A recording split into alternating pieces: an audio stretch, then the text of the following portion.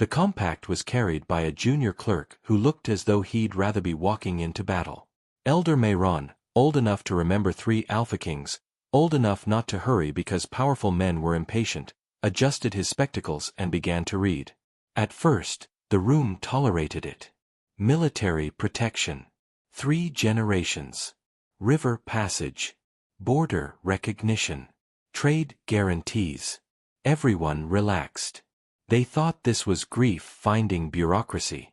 A wounded woman reaching for parchment because she couldn't reach for her husband in public. They were wrong.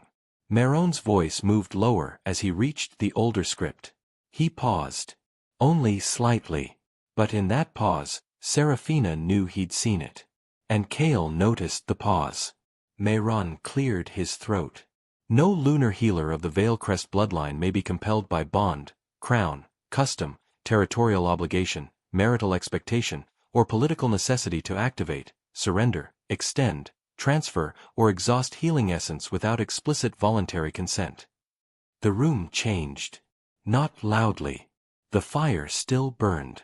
Snow still tapped against the windows. But inside the hall, every man who understood power felt power move. Meyron continued, voice careful now. Such consent must be given individually, with clear purpose named, witnessed by a recognized healer's clerk or territorial elder, and recorded under the healer's own seal. He read the final line, no bond mark, marital status, political treaty, or royal claim shall transform a healer's essence into crown property. Silence. Extraordinary silence. Not empty, full. Seraphina watched Kael understand. Not dramatically. He didn't flinch. Didn't look shocked. But she saw the calculation stop. For 1 second. Only one. The great machine of his mind, always moving 3 wars ahead, halted over a fact he had failed to account for. He had believed the bond secured her. Not legally perhaps, but practically, emotionally. He had believed devotion would do what force could not. That she would keep giving because she wanted him to see her. This morning, that had stopped being true. Seraphina let the silence breathe. Then she spoke. I would like the healer's rites process formalized. Her voice was calm, not cold. That mattered. Coldness could be dismissed as anger. Calm could not. Every request for lunar healing, land restoration, essence activation, or moonline stabilization will be submitted in writing. Each request will identify the recipient, purpose, expected cost, and witnessing authority. My consent will be recorded separately for each act of healing. Rowan shifted. My lady, surely that level of formality is unnecessary for soldiers in active service. Their injuries are real. My healing is real. Records should reflect both. It may delay treatment. No wolf in urgent distress will be abandoned. Then why impose barriers? They are not barriers, Seraphina said quietly. They are boundaries. Boundaries. Not refusal. Not rebellion. Something older, cleaner, more difficult to argue with. Varek smiled faintly, though his eyes were sharp. And if the Alpha King requests healing personally? Seraphina looked at him. Then, at Kael. The entire room seemed to lean toward the answer. Then the Alpha King will make his request like anyone else. Someone inhaled too sharply. Kael remained still. But something moved beneath his composure, control tightening around the beginning of something messier. You are my bonded mate, he said. The words were soft, almost private. But the room heard them. Seraphina remembered the blood moon. His thumb resting over her mark. 3 seconds longer than required. Her own heart mistaking possession for tenderness. She placed her hands lightly on the table. Yes. Then she lifted her wrist so the bond mark showed beneath the silver sleeve. I am your bonded mate. Her voice didn't tremble. I am not your crown property. The hall froze. Even the servants stopped breathing. For the first time since she'd known him, Seraphina saw Kael Draven forced to choose between public authority and private reaction. He chose authority. Barely. Who advised you to raise this? There it was. Not what hurt you. Not why now. Not what have I done. Who advised you? As if her clarity had to come from someone else. Seraphina almost smiled. No one. His gaze flicked briefly toward Elira. Seraphina's voice sharpened by 1 degree. No one, she repeated. I am reading what was signed. Mehron validated the clause. It was not superseded by the blood moon bond, by northern marital custom, or by crown authority. Every man in the room understood what that meant. The council had no choice but to move forward. Mehron recorded the healer's rights process. A physician was appointed medical witness. A clerk was assigned to maintain the healing ledger. Emergency exceptions were documented. Seraphina's seal was required. Her consent was required. Her voluntary participation was required. Each phrase landed like a nail sealing a door Kael had assumed would remain open. By the time council turned to border matters, Kael's tea was cold. No one touched it. Seraphina noticed. So did he. That was the thing about small rituals. They only looked small until they stopped. By supper, 3 more soldiers had used the title. Kael heard the third. He'd been speaking with Rowan at the far end of the hall. He stopped mid-sentence. Only briefly. His eyes found her across the room, across the space where she had once waited for his approval. He looked at her with something she couldn't immediately name. Anger, yes. Confusion, perhaps. But beneath both, awareness. He was seeing her. Not the useful version. Not the devoted version. Not the quiet mate pouring tea and interpreting crumbs as care. Her. And because it had taken her withdrawal to make that happen, it gave her no comfort. She turned away first. That night, Kael came to her healing chamber. She had known he would. The chamber was lit by 3 blue lamps and 1 low fire. Bundles of moon leaf dried above the work table. The empty clay vessel sat on the shelf near the window, washed clean, catching faint moonlight along its rim. Seraphina was grinding winter root when the door opened. No knock. Of course. Kael stepped inside. He stood near the door in black council attire, crown removed, hair slightly damp from snow. Without the crown, he looked almost more dangerous. Less symbol. More man. Seraphina continued grinding. The rhythm mattered. Slow pressure. Turn. Release. What are you doing? His voice was controlled. Too controlled. She didn't look up. Preparing winter root. Seraphina.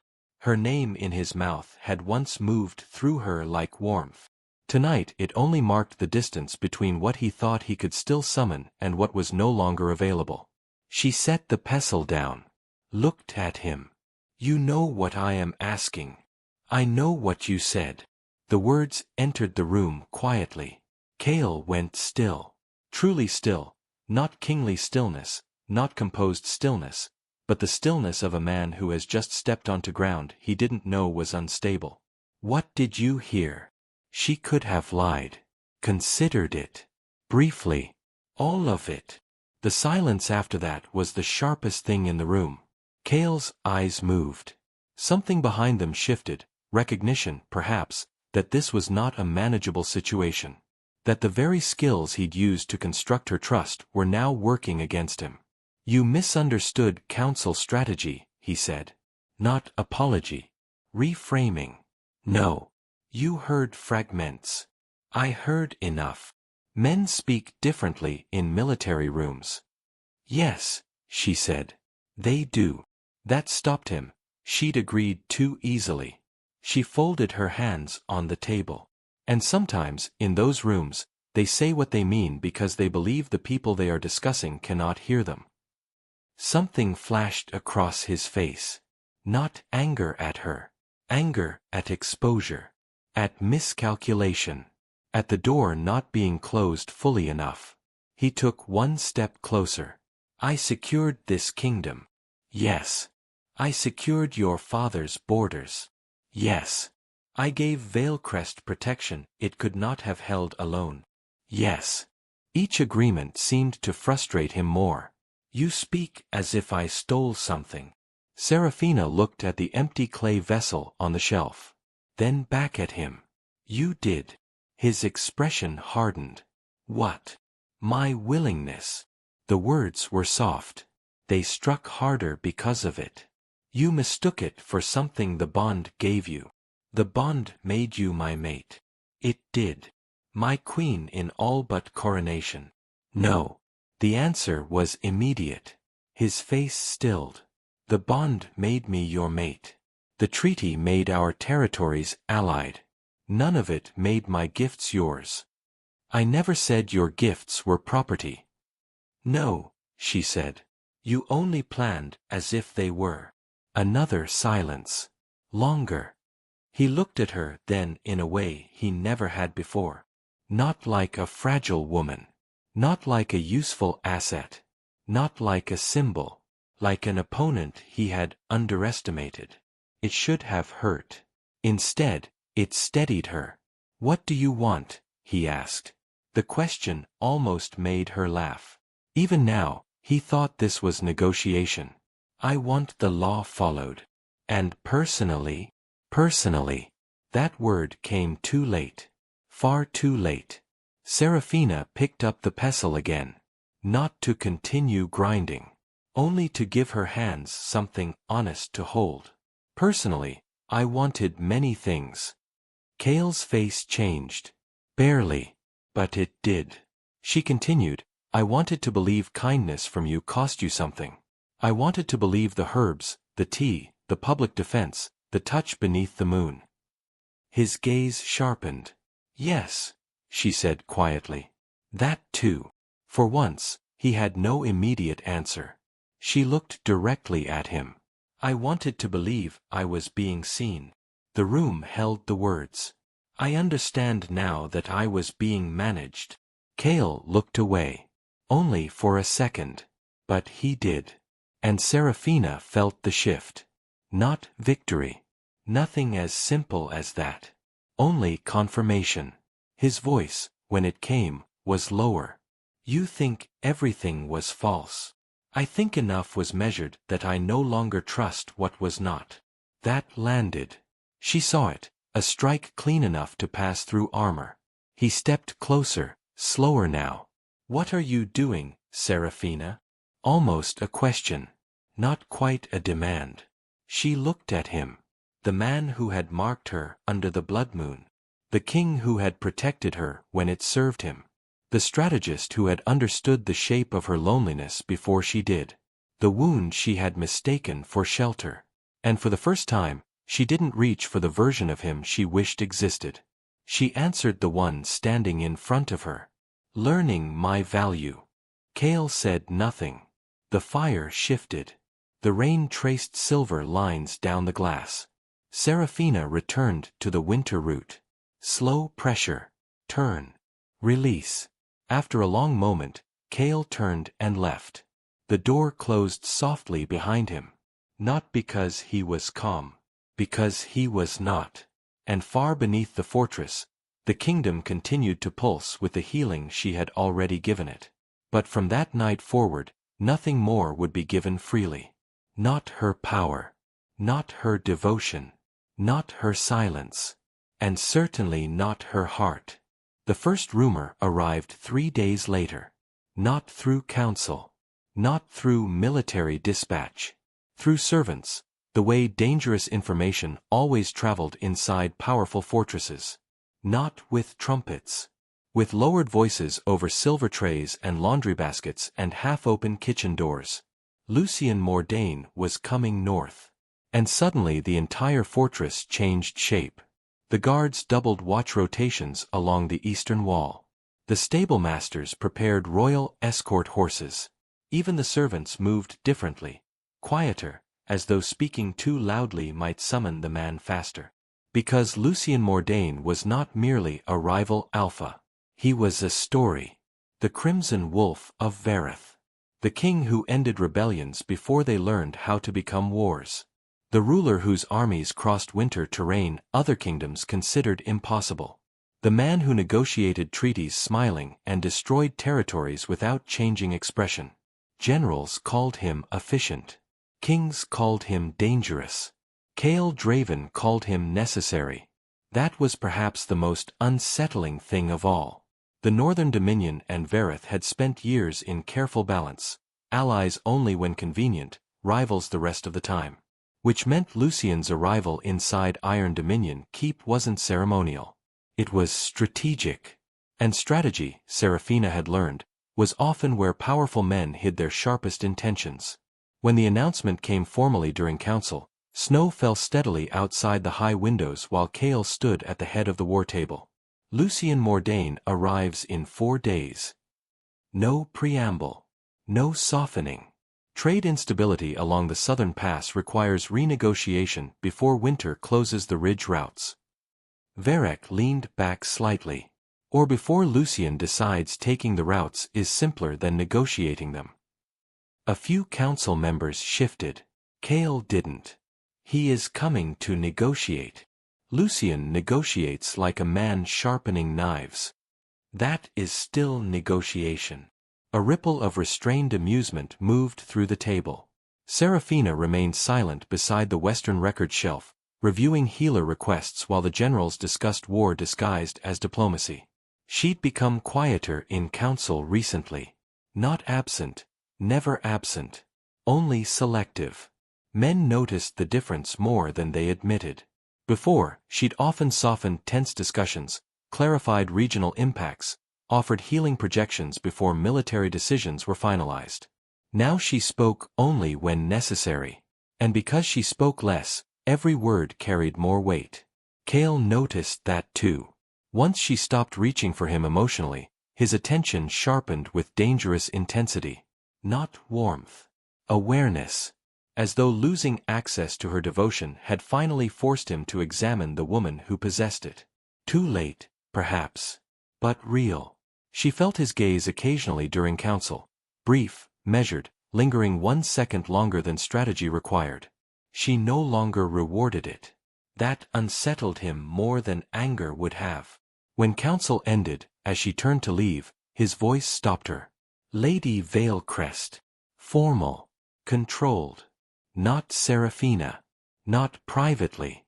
The southern villages near Veritha's border continue reporting moon instability. I will require your assessment during negotiations. Require. The old instinct in him surfacing before he could restrain it. She saw the moment he realized the wording. Too late. She folded the ledger carefully. You may submit the request in writing. Silence. Small. Sharp. Varek looked down quickly to hide what might have been a smile. Kael's jaw tightened once. Then relaxed. Very well. Seraphina inclined her head. Then left. Behind her, the council room remained unnaturally quiet, because everyone inside it had just witnessed something unprecedented. The Alpha King adjusting himself around a woman who no longer bent automatically toward him. Men who ruled kingdoms understood power shifts. Even subtle ones. Especially subtle ones. Lucien Mordane arrived beneath snowfall. The gates of Iron Dominion opened just after dusk as black horses crossed the frozen bridge. Crimson banners moved through white snow like blood through water. Verith guards rode in disciplined silence. Then Lucien entered the courtyard. No one spoke. Not because they feared him visibly, because some men carried stillness the way others carried weapons. He was taller than Seraphina expected. Not broader than Kael. Not physically imposing in the same brutal northern way. But dangerous differently. Kael felt carved from mountain stone. Lucien felt sharpened. Dark hair touched with silver at the temples despite his relative youth. Crimson-lined, black cloak. Gloves untouched by snow. Amber eyes that held behind an expression so calm it became difficult to predict what he found amusing and what he found disposable. He dismounted slowly and looked up at the fortress windows before greeting anyone. Assessing. always assessing. Then his gaze landed on Kael at the top of the stone stair. The two Alpha Kings regarded one another across falling snow. No warmth. No hostility. Only recognition between predators intelligent enough not to waste energy pretending they were harmless. Draven, Lucien said. Mordane. They clasped forearms. Briefly. Firmly. A treaty gesture. Nothing more. Only then did Lucien's eyes move beyond Kael, toward Seraphina, standing near the entrance arch in dark healer's formal wear beneath a heavy winter cloak. Lucien's gaze sharpened slightly. Not predatory. Interested. Something shifted in his expression so briefly most would have missed it. Recognition. Not of her face. Of significance. Kael noticed. Of course he noticed. This is Lady Seraphina Valecrest, Kael said. Sovereign lunar healer of the Valecrest line. The formal title landed heavily. Lucien's brows lifted almost imperceptibly, not because the title surprised him, but because Kael used it publicly. Interesting. Lucien stepped toward her. Unlike most rulers, he didn't reach immediately for her hand. He bowed first. Not deeply. Respectfully. My lady. His voice was smoother than Kael's. Less severe. Dangerous in a quieter way. Seraphina inclined her head. King Mordane. Amber eyes studied her 1 second longer than etiquette required. Not rudely. Carefully. You stabilized the western moon line. Not a question. Yes. Impressive. No mockery. No political softness. Simply acknowledgement. That alone startled half the courtyard. Most rulers praised healing the way they praised weather. Abstractly. Lucien sounded as though he understood what stabilizing a dying moonline actually cost. Kael's expression didn't change. But Seraphina felt tension gather invisibly in the space beside him. Very interesting indeed. That night, the welcome dinner stretched long. Lucien sat opposite Kael at the high table. Seraphina sat to Kael's right. At first, conversation stayed formal. Trade routes, winter passage, border patrol coordination. Safe topics. Then Lucien turned toward Seraphina. I passed through Blackfen village this morning. Her attention lifted. The eastern settlement. The spring remained stable. He lifted his wine calmly. The villagers spoke of you before they spoke of Draven. Several council members stiffened immediately. A dangerous statement, not because it insulted Kael directly, but because it revealed influence. Kael set his cup down softly. They are grateful for healing. As they should be. Lucien's gaze returned briefly to Seraphina. The child with the winter fever survived? She paused. Very few outsiders would know about that. She did. Good. Again, no performance. No exaggerated admiration. Only attention. Real attention. The kind that noticed outcomes instead of appearances. Seraphina felt it instantly, because she had spent months starving beside a man who only noticed her most clearly when her usefulness aligned with his kingdom's needs. Lucien noticed details. And worse, he noticed her. That distinction terrified her more than she wanted to admit. Dinner continued. Conversation shifted. Yet somehow Lucien's attention returned to her in small, unsettling ways. When a servant replaced her untouched tea with northern bitterleaf by mistake, Lucien noticed before she did. She prefers honeyed blends. The servant froze. Seraphina looked up sharply. Lucien shrugged faintly. You corrected the cup placement immediately when the tray arrived. Instinct usually reveals preference before politeness does. Kael's eyes moved toward her untouched tea. Then toward Lucien. No one spoke for several seconds. Later, when Rowan dismissed healer stabilization as supportive rather than strategic, Lucien leaned back slightly. Supportive. His tone remained mild. Without Valecrest stabilization, your western supply routes would still be collapsing. He looked at Rowan calmly. Calling survival supportive seems mathematically ambitious. Several council members hid amusement badly. Seraphina lowered her eyes to conceal her surprise. Kael said nothing, but silence from Kael meant more than argument from other men. By the third day of negotiations, the fortress was whispering again. Not about Seraphina's rebellion this time. About Lucien. The servants noticed he thanked kitchen staff directly.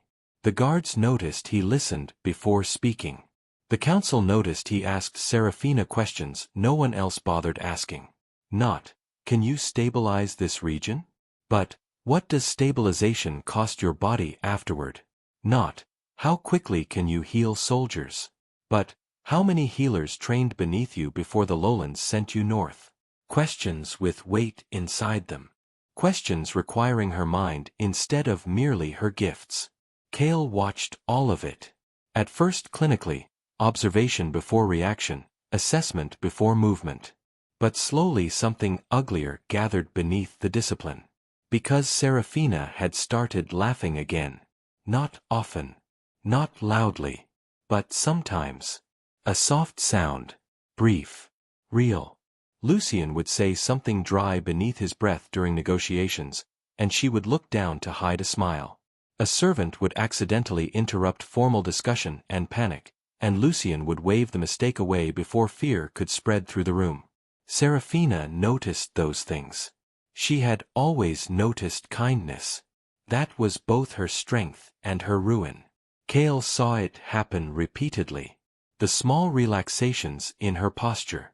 The guardedness lowering by degrees around another man. Not because Lucien pursued her openly, he didn't. That would have been simpler. Lucien respected her. Openly. Consistently. Without using restraint as currency. And Kael, who had spent months measuring tenderness carefully enough to preserve control, began watching another man offer effortless acknowledgement without seeming weakened by it. That was what disturbed him most. One afternoon, negotiations paused after a border dispute devolved into argument. Seraphina stepped onto the western balcony overlooking the snow-covered lower city, grateful for silence. Cold air moved through her hair. Below, the market district stretched beneath white roofs and drifting chimney smoke. Footsteps approached behind her. Not Kael's. Lucien stopped beside the balcony rail. For several moments, neither spoke. Then he said quietly, "You look exhausted." Seraphina almost smiled. Most people begin with weather. Weather rarely interests me. That shouldn't have warmed her. It did anyway. There are 32 active moonline fractures beneath the northern territories, she said. Lucien leaned lightly against the stone. And Draven keeps assigning you all of them. He requests them properly now. Legally. The word carried strange weight.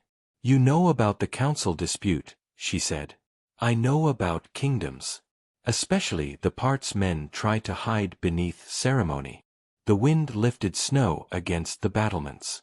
Lucien studied her quietly. Not invasive. Not hungry. Simply observant. You changed the balance of this fortress, he said. No. I changed paperwork. No. His voice remained calm.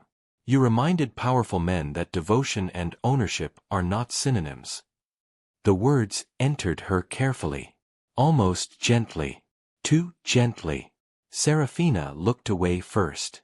Lucien watched the snow for a moment before speaking again. You were treated like a weapon. Silence. Then, not a woman. The world seemed to stop very quietly around that sentence. Because it was true. Not dramatically. Not obviously. Subtly, carefully, precisely true. The kind of truth that only becomes undeniable once someone else names it aloud. Seraphina felt something ache sharply beneath her ribs. Not because Lucien wounded her. Because he understood the wound correctly on first sight. Behind them, unseen through the balcony archway, Kael stopped walking. He'd entered the western corridor intending to retrieve border documents from the adjacent records chamber. Instead he heard Lucien's voice. Then Seraphina's silence. Then the sentence. You were treated like a weapon, not a woman. Kael stood motionless in the corridor shadow. Those words struck with surgical precision because no enemy accusation could equal the violence of hearing your own hidden truth spoken calmly by another man. Especially when the woman beside him didn't deny it. Seraphina closed her eyes briefly against the cold. Lucien didn't move closer. Didn't reach for her. Didn't exploit the moment. That restraint made the understanding feel more intimate than if he had. Finally she asked softly, "Do all kings analyze people this way?" Lucien's mouth curved faintly. "No. Most kings only analyze what they fear losing." The sentence lingered. Then he added quietly, "Draven should have realized earlier that you were never the kind of woman who survives being managed without eventually noticing the cage." Kael's hand tightened once against the corridor wall. Only once. Enough to whiten the knuckles. For the first time in years, perhaps decades, Kael Draven experienced something dangerously close to helplessness. Because Lucien wasn't manipulating her. Not strategically. Not visibly. He was simply seeing her clearly. And Kael suddenly understood something terrible. Seraphina responded to recognition faster than possession. She always had. That realization came far too late. The royal gathering happened 6 nights later. Music drifted beneath chandeliers made from carved ice glass and silver flame. Nobles from northern territories filled the upper crystal hall in black silk and crimson velvet. Snow fell beyond towering arched windows while servants moved with silver trays of wine. Kael arrived late from military briefing, already searching for threat patterns as he entered. Council clusters, political positioning, Lucien's location. Then he saw her. And everything else disappeared. Seraphina stood beside Lucien near the eastern balcony beneath silver chandeliers and falling snowlight. She wore black, not mourning black, power black. A fitted northern formal gown layered with crimson-lined silk. Silver lunar thread traced elegant patterns along the sleeves and bodice. Her dark hair fell loosely over one shoulder beneath the Valecrest circlet. Lucien stood beside her in black and crimson formal attire, speaking quietly. She listened. Then she laughed. Softly. Beautifully. Not guarded. Not careful. Real. Kael stopped walking. For one impossible second, the Alpha King of the Northern Dominion simply stood there watching another man become the safe place he'd once believed Seraphina would remain grateful to find in fragments beside him. The hall blurred. The chandeliers, the nobles, the music, none of it mattered. Only her. And the unbearable realization that she looked alive. Not dutiful. Not carefully hopeful. Alive. Powerful. Calm. Desired. Untouchable. Servants greeted her with genuine respect now. Council members sought her opinion before military projections. Nobles watched her with fascination instead of polite tolerance. And Lucien looked at her, as though her mind interested him more than her usefulness ever could. Kael felt something violent move beneath his ribs. Not rage at Lucien. Something worse. Regret arriving too late to remain dignified. Lucien noticed him standing at the entrance first. His amber eyes sharpened faintly. Not triumphant. Aware. Seraphina followed his gaze. Their eyes met across the crowded hall. Because she no longer looked at him with hunger. No quiet hope. No searching softness. Only composure. Distance. And somewhere beneath both, understanding. That understanding destroyed him far more effectively than hatred ever would have. Kael crossed the hall. The crowd parted automatically. Draven, Lucien said. Mordane. Kael looked at Seraphina. You look well tonight. The words sounded inadequate immediately. Too small for what he actually meant. She met his gaze evenly. Thank you, my king. Formal again. Always formal now. The title struck harder every time. Lucien glanced between them once, then deliberately stepped half a pace back, giving space without leaving. A subtle courtesy. A dangerous one. Kael noticed. He also noticed that Seraphina didn't move closer to him once the space opened. Not even unconsciously. "Enjoying the evening?" he asked. "The musicians are excellent." Not, "Yes." Not, "I am happy." Not, "I missed speaking with you." Nothing personal offered freely anymore. Music shifted. A slower orchestral piece filled the hall. Nobles began moving toward the dance floor. Lucien looked at Seraphina. "Would you honor Varith diplomacy by preventing me from embarrassing myself dancing alone?" A faint smile touched her mouth. "That sounds less like diplomacy and more like self-preservation." "Both are survival skills." Kael watched her laugh again, then watched Lucien extend his hand, and watched Seraphina place hers in it. The world narrowed dangerously. Not because they danced intimately, they didn't. The distance between them remained proper, elegant, controlled. That almost made it worse.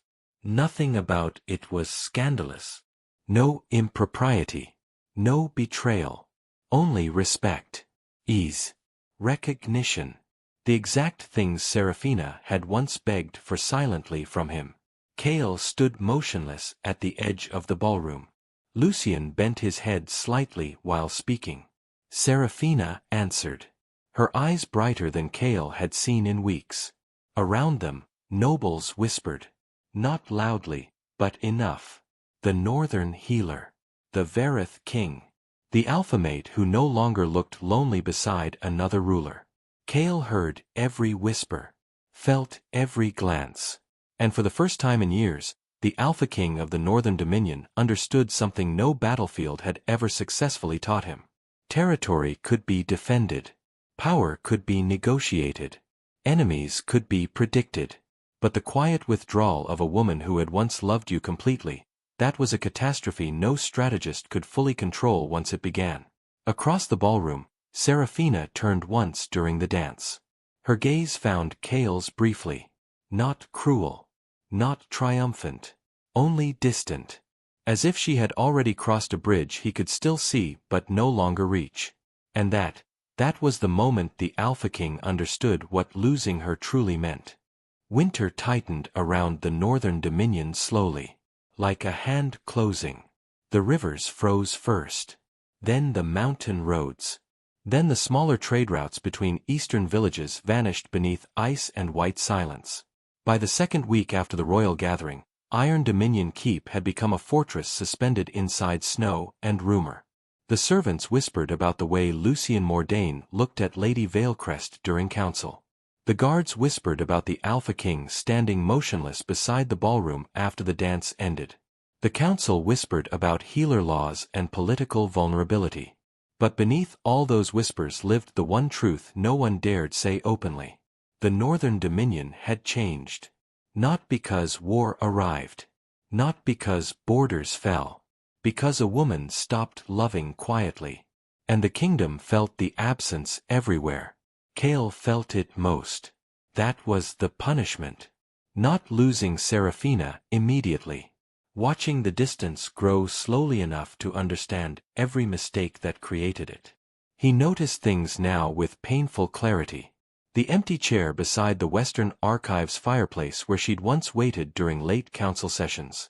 The untouched tea tray outside his chambers at midnight, because she no longer stayed awake preparing restorative blends when he returned injured from border inspections. The way servants now approached Seraphina first during regional crises, because everyone understood healing authority no longer flowed automatically through the crown. Before, Seraphina had moved through Iron Dominion like warmth trying to survive winter. Now she moved through it like moonlight, beautiful, controlled, untouchable. And Kael discovered something terrifying about himself. He missed her kindness more than he missed her obedience.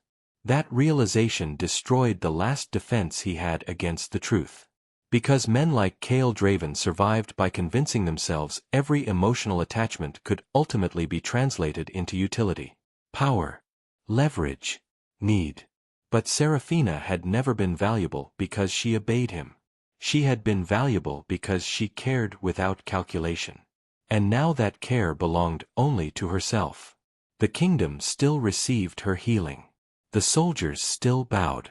The villages still stabilized beneath her hands. But Kael no longer stood at the center of her giving. That absence hollowed the fortress around him. Lucien noticed first.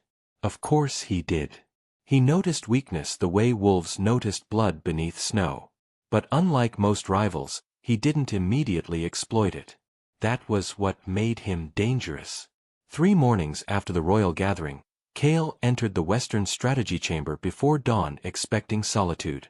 Instead he found Lucien standing beside the frost-covered map windows with a cup of black tea. For several seconds, neither ruler spoke. Then Lucien said, "You look tired." Kael crossed toward the war table. "I govern the north. Fatigue is part of the architecture." Lucien studied him over the rim of his cup. "You are losing her." Kael's hand stopped against the edge of the table. Only briefly. Lucien noticed anyway. "Careful, Mordane." "I am being careful." He set the cup down. No rival strategy. No manipulation. No insult. Just observation. Kael said nothing. "You built your kingdom through control," Lucien said quietly. "Efficiently. Intelligently. But women like Seraphina don't stay because they are contained." Something sharp moved beneath Kael's ribs. "She stayed because she believed you saw her." Lucien's voice was steady, almost gentle, the way difficult truths sometimes were. "And now she knows you only saw what she could stabilize." Kael's jaw tightened. "That is not true." "Then why did you wait until losing her to learn her worth beyond usefulness?" The question struck cleanly because there was no defense against it. Kael had no answer. Not a real one. For several moments, only the fire moved. Then Lucien spoke again. "She still watches for you sometimes." Kael's attention snapped toward him. "Less now," Lucien admitted. "But occasionally." Hope moved dangerously inside Kael's chest.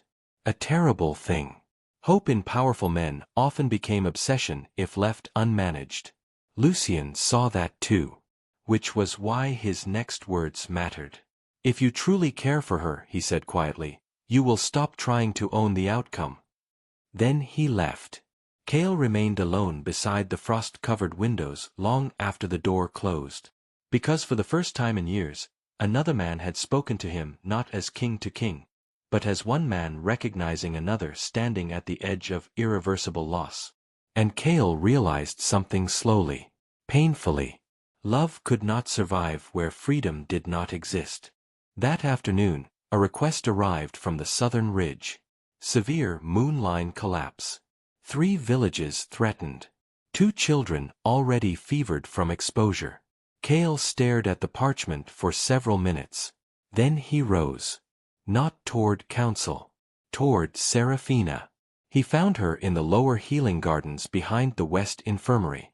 Snow covered the stone paths in pale silver. Winter herbs slept beneath frostglass frames.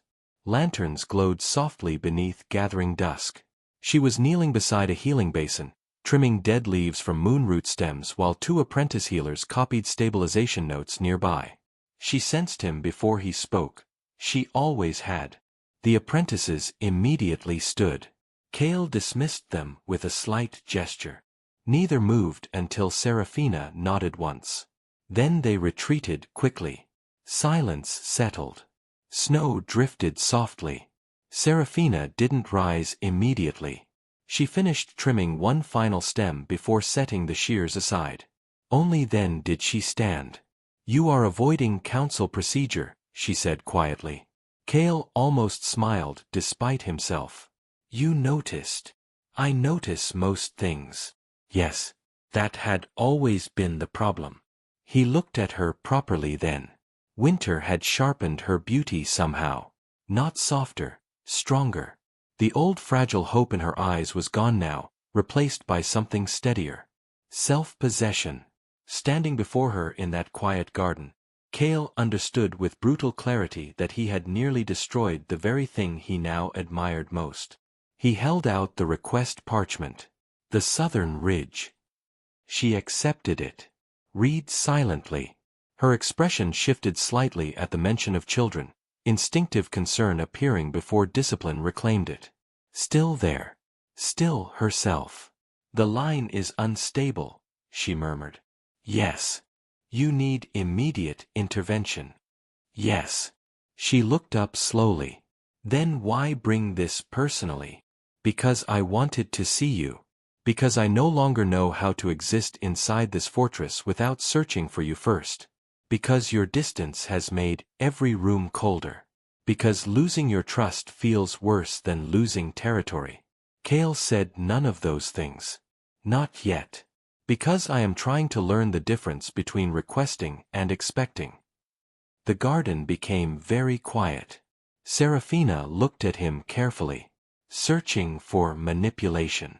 He didn't blame her. And have you learned it? No. The honesty surprised both of them. Kael exhaled. But I know now that I failed to understand it before. Snow gathered along the dark shoulders of his coat. The southern villages need help, she said finally. Yes. I will go. Relief moved visibly through him before he could conceal it. Seraphina noticed. Of course she noticed. Something complicated passed across her face. Not forgiveness. Not yet. Recognition that this man who once controlled rooms effortlessly had finally reached a point where her choices genuinely mattered to him. Kael's voice lowered. Thank you. The words landed strangely between them. Because gratitude from Kael Draven sounded almost like vulnerability. Almost. The southern mission lasted 5 days. 5 brutal days of frozen roads, damaged moonlines, collapsing ridge barriers, and exhausted healers working beneath blizzard winds while villagers fought rising fever and fear. Seraphina stabilized the fractures. Of course she did.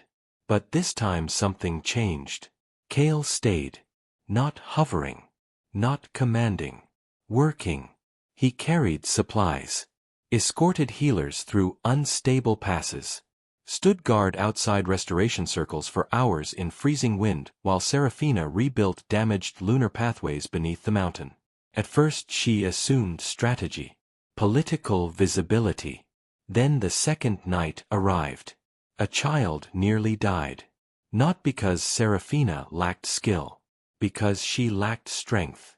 The third stabilization circle had drained too much from her already. Her hands trembled violently by midnight.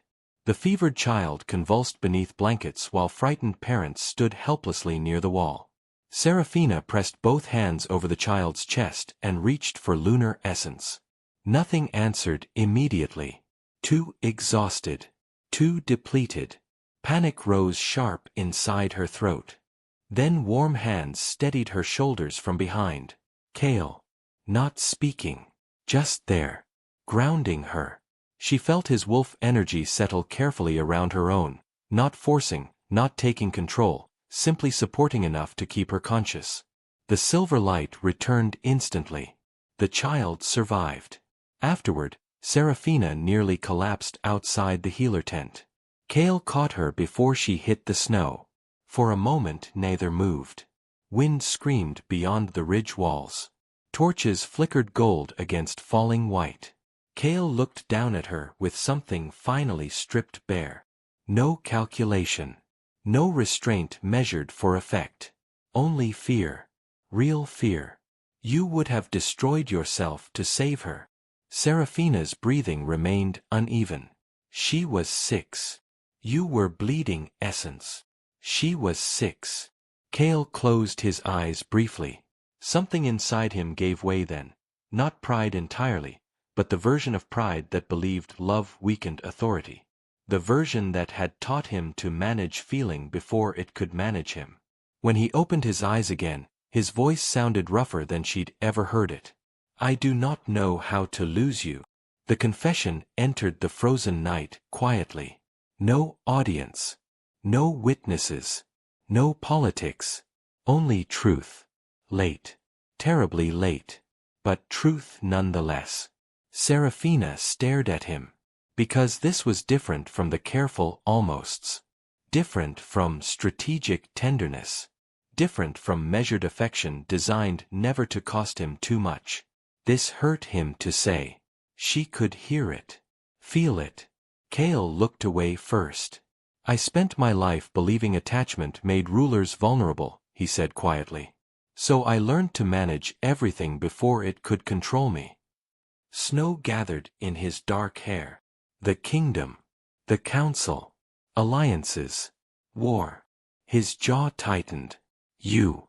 Seraphina's chest ached. Not because the wound reopened. Because she finally understood how emotionally starved this man had been long before she entered his life. Kael continued, and then you stopped looking at me like I was worth choosing. The honesty nearly undid her. For the first time, he was speaking without strategy protecting him from consequence. He looked back at her slowly. I loved you. Seraphina froze. Kael's voice broke almost imperceptibly on the next sentence. I simply loved control more. Silence. Huge. Devastating. The wind moved around them like mourning. Seraphina looked at him for a long time. Then she whispered, that is not the same thing. I know. And it hurt me anyway. I know. The repeated answer shattered something in her chest. Because he finally understood. Not intellectually. Emotionally. At last. Too late, perhaps. But truly. Kael stepped back slowly, as if forcing himself not to reach for her before she allowed it. Then he did the one thing Seraphina never expected. He removed the bond seal ring from his hand. Black silver. House Draven royal seal. Authority over northern territorial bonds. He held it between them. The compact allows dissolution under sovereign release. Seraphina stared at the ring. Kael's hand remained steady despite the visible effort costing him. If remaining here feels like captivity, he said quietly, I will release you from every obligation tied to my crown. Her breath caught. Not because of the words. Because he meant them. No manipulation. No hidden strategy. This would weaken him politically. The council would revolt. The territories would question stability. The alliance would suffer. Lucien would gain leverage. Every strategic instinct Kael possessed should have fought this decision violently. Instead, he continued, the lowlands will retain northern protection regardless. Seraphina's eyes widened slightly. Madness, politically. Kael knew it. You would lose half your leverage. Yes. Your council will oppose it. Yes. You fought for these alliances for years. Yes. Snow drifted between them. Kael's voice lowered, but I will not spend the rest of my life holding you somewhere you no longer wish to stay simply because I finally learned your worth too late. The world seemed to stop. Because this was love. Not the controlled version. Not the strategic version. The terrible version. The costly version. The version that chooses another person's freedom even when it destroys your own advantage. Seraphina felt tears rise unexpectedly. Not from pain this time. From grief for what they might have been if he had understood this sooner. Kael placed the seal ring gently atop the snow-covered stone beside her. Then stepped back completely. Giving her space. Giving her choice. At last.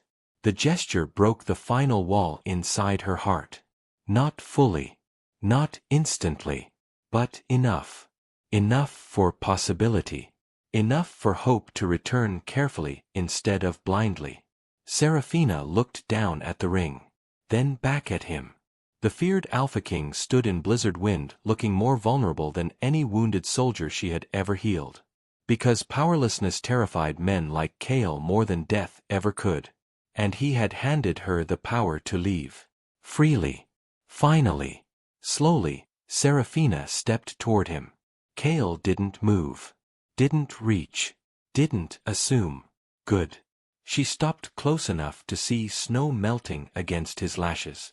close enough to hear his breathing beneath the storm. Then, very gently, she placed her hand against his face. Kael closed his eyes immediately. The reaction was so instinctive it nearly broke her. No performance. No control. Just relief. Seraphina's voice trembled softly. You should have trusted me with the truth from the beginning. I know. You should have loved me honestly. I know. You nearly taught me love was something earned through usefulness.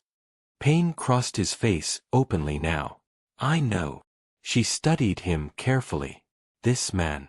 This impossible, wounded, frightening man who had finally learned the difference between possessing devotion and deserving it. Then she whispered, and yet. Kael opened his eyes. Hope moved through them carefully. Not demanded. Not assumed. Offered. Seraphina exhaled shakily. And yet, I still cannot imagine this kingdom without you inside it. Emotion crossed his face so suddenly he looked almost unsteady. She smiled then. Small. Fragile. Real. For someone who controls everything, she murmured softly, you are remarkably terrible at surrendering properly. A breath of broken laughter escaped him. The sound startled them both. Seraphina rested her forehead lightly against his for one suspended moment beneath the falling snow. Not forgiveness fully. Not resolution completely. But the beginning of something rebuilt, honestly, instead of strategically. Something earned. And far below the southern ridge, beneath frozen earth and repaired moonlines, the kingdom breathed easier for the first time in months. Not because power had won. Because control had finally lost to love. Standing together beneath the storm, with the bond no longer a cage but a choice, freely offered back and forth between them, Seraphina Valecrest understood something too. The most dangerous men were not the ones capable of destroying kingdoms. They were the ones capable of changing for the woman they once tried to control. Because that kind of transformation cost blood, pride, power, and sometimes, everything. But a woman who had learned her value? Who had burned the gift she'd made for him in silver fire? Who had stood in a council room and named boundaries in a voice that didn't tremble? She could afford to stay. Not because she needed to. Because she chose to. And that difference, was the beginning of something that might, if they were both careful and honest and brave enough, become love. Real love. The kind neither of them had to interpret.